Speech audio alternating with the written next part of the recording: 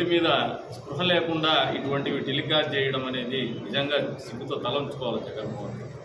ప్రత్యేకించి భారతిరెడ్డి గారు మహిళ సాటి మహిళల్ని ఈ రకంగా చిత్రీకరించడం అనేది చాలా తప్పు. సభ్య సమాజం యావత్తు కూడా గర్హిస్తూ ఉంది. ఈ రోజున కనీస బాధ్యతలు ఉంటాయి. ఒక ముఖ్యమంత్రి స్థాయిలో పనిచేస్తున్నాడు ఆయన భార్య దానికి భారతి టెలికాస్టా అది భారతి కమ్యూనిటీ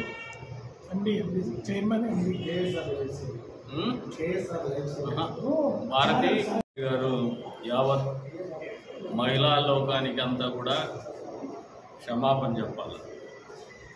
ఎందుకంటే గతంలో 5 సంవత్సరాలు మహిళలను కించపరుస్తూనే మాట్లాడినారు. చట్టసభల్లో కావచ్చు, చట్టసభల వెలుపల కావచ్చు, లేదు మీ పరిపాలనలో కావచ్చు.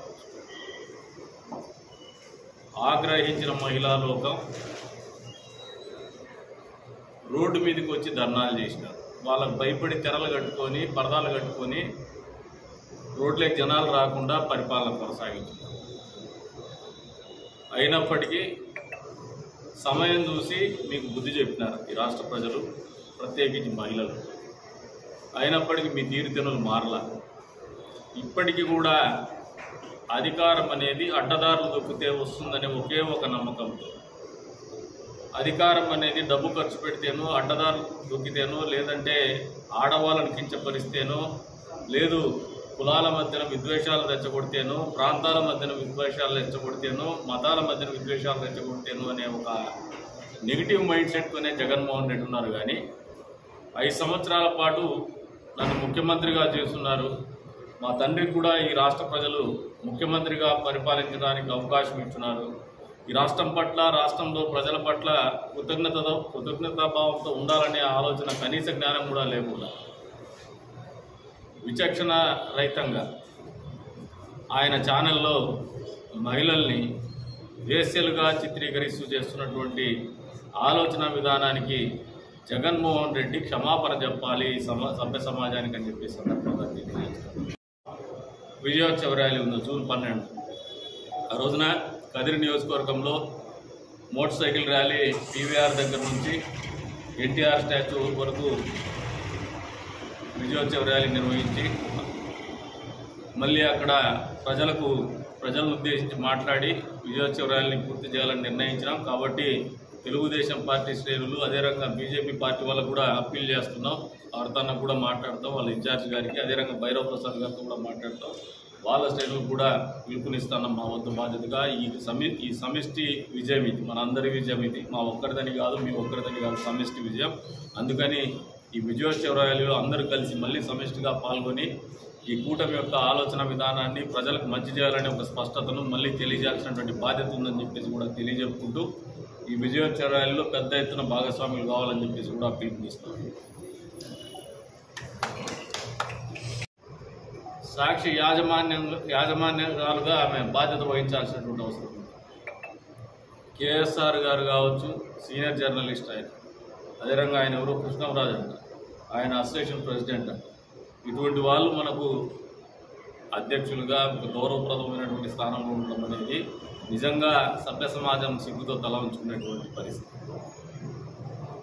ఇంత పెద్ద ఎత్తున నిరసన జ్వాలలు వస్తున్నా, పెళ్ళుపుతున్నా జగన్మోహన్ రెడ్డి గారికి కానీ భారతిరెడ్డికి కానీ చీమ కుట్టట్లేదు. ఈ రోజున వాళ్ళ ఆలోచన విధానం అనేది రాష్ట్ర ప్రజలు మొత్తం కూడా అర్థం చేసుకుంటారు. ఈ రకమైనటువంటి ఆలోచన విధానం ఉండేవాళ్ళు భవిష్యత్తులో మళ్ళీ ఎలక్షన్లు పోటీ చేయాలా, మళ్ళీ అధికారం వస్తుంది, 2.0 చూపిస్తా అని చెప్పి అంటాను. అంటే ఈ రోజున ఆయన 2.0 అంటే ఏ రకంగా ఉంటుందో ఆలోచన చేసుకోవాలి. 2.0 వచ్చే ఛాన్సే లేదు ఆయనకి. అయినప్పటికీ ఆయన ఆలోచన తీరుతెన్నుల్లో ఎక్కడ కూడా మార్పు రాలేదు. గతంలో మీ పరిపాలనా విధానం, మీ ఆలోచన విధానం నచ్చకే ప్రజలు మిమ్మల్ని తిరస్కరించారు. మీరేమో ఈవీఎంల మీద కంప్లైంట్ చెబుతూ బతికేస్తూ ఉన్నారు. డిఫెన్స్ సెట్ చేసుకుని చేతగానమ్మ ఆడలేనోడు మధ్యలో మీద ఏడ్చినట్టు. అంతకుముందు మీకు 150కి వచ్చినప్పుడు కూడా ఈవీఎంలతోనే వచ్చిండేది. మీ నాయన ఫస్ట్ టైం ముఖ్యమంత్రి అయ్యేది కూడా ఈవీఎంలతోనే అయ్యేది. ఈవీఎంలు అనేది దాంతోనే మీకు ఎక్కువ భాగం విజయం వచ్చింది, మీరు ఎక్కువ భాగం అధికారాన్ని అప్పచెప్పినటువంటి పరిస్థితులు వచ్చినాయి. మీరేమో ఈవీఎం ఓడిపోయినప్పుడు మాత్రం ఈవీఎంల మీద ఏడుస్తూ కూర్చున్నారు. ఎప్పుడైనా నాయకుడికి కానీ, ఒక సంస్థకు కానీ, ఒక వ్యవస్థకు కానీ, ఒక రాజకీయ పార్టీకి కానీ ఆలోచన విధానం ఎట్లా ఉండాలంటే తప్పుల నుంచి నేర్చుకోవాలి. తప్పులు చేయకుండా ఎవరు ఉండరు, తప్పులు జరుగుతూ ఉంటాయి కొన్నిసార్లు. కానీ చేసిన తప్పు పునరావృతం కాకుండా చేసిన తప్పుల నుంచి నేర్చుకోవడమే ఒక మంచి నాయకుడి లక్షణం అనేది. కనీస జ్ఞానం కూడా లేనటువంటి వ్యక్తి జగన్మోహన్ రెడ్డి, కనీస జ్ఞానము లేనటువంటి పార్టీ వైఎస్ఆర్సీపీ పార్టీ. అందుకే చెప్తున్నాను, ప్రజలందరూ కూడా మళ్ళీ ఆలోచనలో పడ్డారు. మళ్ళీ ఏం కాదు, గతంలోనే ఆలోచనలో పడిన తర్వాతే ఈ అశాంతిని దూరం చేసుకోవాలనే మా మీద ప్రేమ కంటే మీ మీద కోపంతోనే మాకు అధికారం అప్పచెప్పినారు, ఒక నమ్మకంతో. అట్లీస్ట్ ఇటువంటి పరిపాలన ఉండదని చెప్పేసి మళ్ళీ ఈ రోజున ప్రజలు మళ్ళీ ఆలోచిస్తూ ఉన్నారు.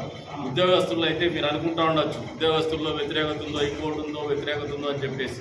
ఈ వ్యతిరేకత అంతా మిమ్మల్ని ఆలోచన చేసుకున్నప్పుడు మీ పరిపాలన గత 5 సంవత్సరాల పరిపాలన ఆలోచన చేసుకుంటేనే ఉలిక్కిపడి మరీ లేచి లేదురా మళ్ళీ చంద్రబాబు నాయుడు ఉండాలా ఈ రాష్ట్రానికి అనే ఆలోచనలోకి వస్తూ ఉన్నాం.